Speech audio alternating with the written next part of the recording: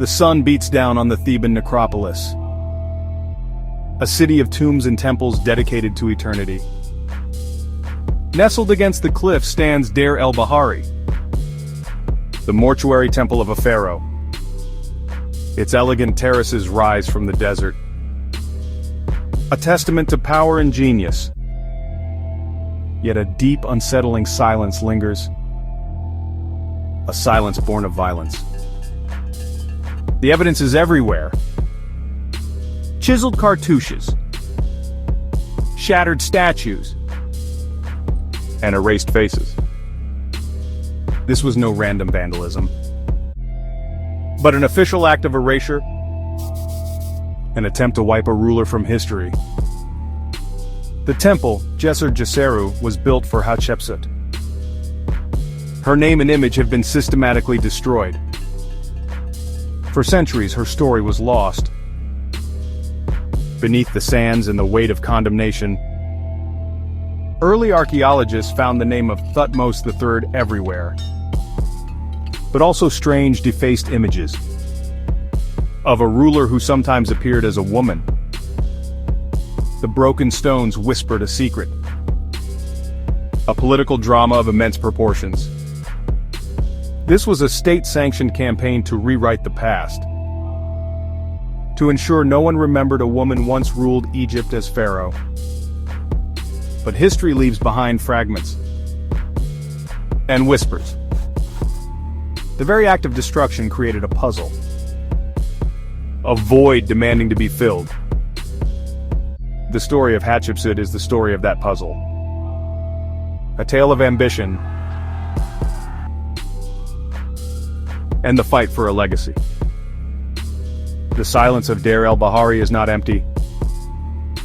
It is filled with the echoes of a forgotten queen. Her erasure was meant to be final, but the stones themselves refused to forget. This is the story of the woman who would be king. Our story begins in 1479 BC. Egypt is at its height, ruled by Thutmose II, a weak king whose early death throws the court into uncertainty. The heir, Thutmose III, is just a child, son of a lesser wife, his claim legitimate but fragile. A child cannot rule alone. He needs a regent. Enter Hatshepsut, great royal wife, daughter of a pharaoh, and the new king's stepmother and aunt. Her bloodline is impeccable, making her the natural choice to guide the young king. As regent, she controls the treasury, army, and priesthood. For years she stands behind Thutmose III, the power behind the throne. But Hatshepsut is not content to fade into the background. She begins to shift the iconography. Her name appears in cartouches, her figure grows to match the king's. She consolidates support among the elite, testing boundaries. The regency is not her end, but a stepping stone. Hatshepsut is ambitious, intelligent, and deeply connected to power. She is not satisfied with being a placeholder. The court expects her to step aside, but she has other plans. She is preparing for an unprecedented move. The kingdom is in flux, and Hatshepsut sees her opportunity. She is about to change the course of Egyptian history. The stage is set for a quiet revolution. The child king remains, but the real power is shifting. Hatshepsut is ready to claim the throne. Egypt is about to witness the rise of a woman king. The world will never be the same. Hatshepsut's rise was no coup, but a masterstroke of politics. Around the 7th year of Thutmose III's reign, she elevates herself to senior co-ruler, making him the junior partner. To justify this, she launches a brilliant propaganda campaign. Her rule is the will of the gods. She claims Amun-Ra himself chose her to rule Egypt. Reliefs at Deir el-Bahari tell this divine story, blending politics and theology. To defy her is to defy the god of the empire. Hatshepsut adopts the full regalia and titulary of a male pharaoh kilt, false beard, crowns, and royal cartouche. She becomes Matkare, king of Upper and Lower Egypt. Her transformation is radical. She rules as a female king, a concept Egypt had never seen. The coronation marks a profound change. Thutmose III remains co-ruler, but Hatshepsut holds true power. She creates a new space for female authority, transcending gender. The conservative establishment is forced to accept her as king. Hatshepsut, the god's wife, has ascended. Egypt has a woman on the throne, not as queen but as pharaoh. The impossible has become reality. To legitimize her rule, Hatshepsut rewrites her own history. On her temple walls, she carves the divine birth narrative. Amun-Ra, king of the gods, takes the form of Thutmose I and conceives Hatshepsut with Queen Amos. The god Khnum fashions her body and spirit on his potter's wheel. Goddesses bestow life and protection, and the entire pantheon celebrates her birth. Thutmose I presents his daughter as his chosen heir. This myth bypasses her gender, declaring her the divinely conceived successor. By inscribing this story in stone, Hatshepsut turns fiction into fact. She is not a usurper but the rightful God-chosen ruler. Her legitimacy is now eternal. With her power secure, Hatshepsut ushers in an era of peace and prosperity. She is a builder, not a conqueror.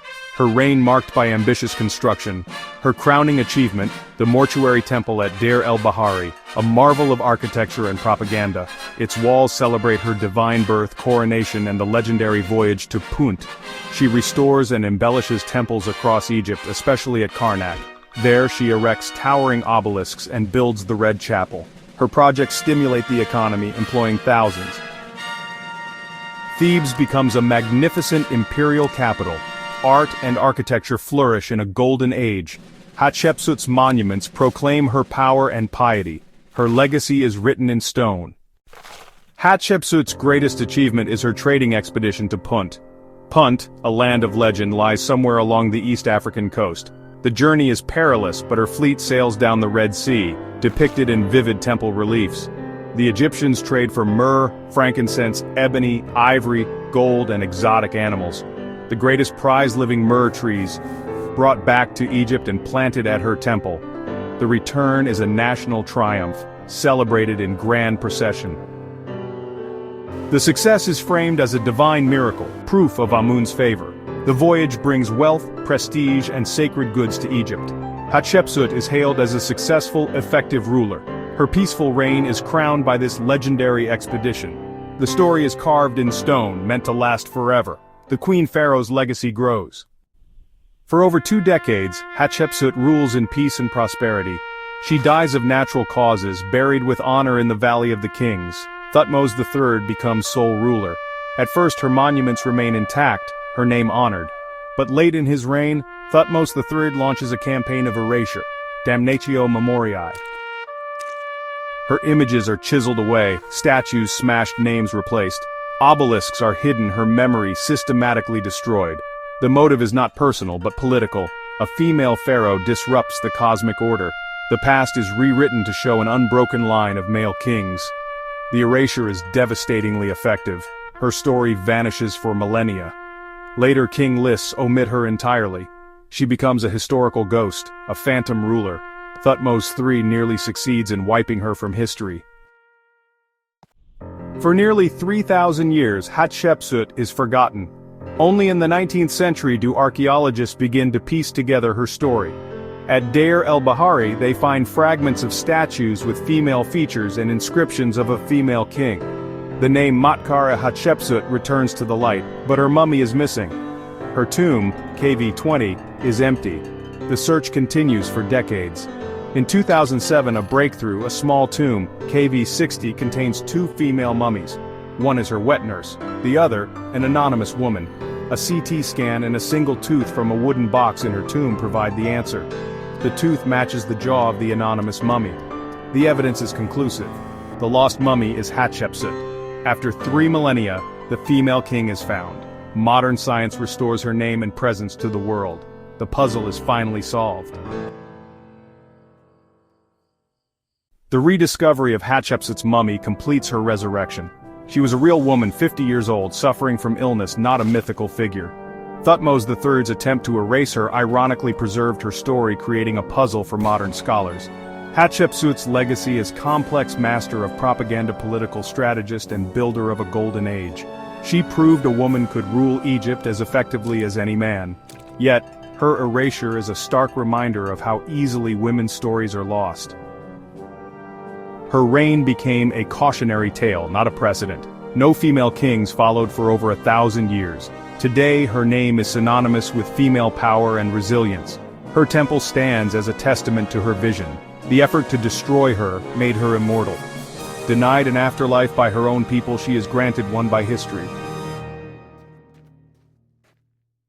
Hatshepsut remains a symbol of ambition, legacy, and the enduring struggle to be remembered.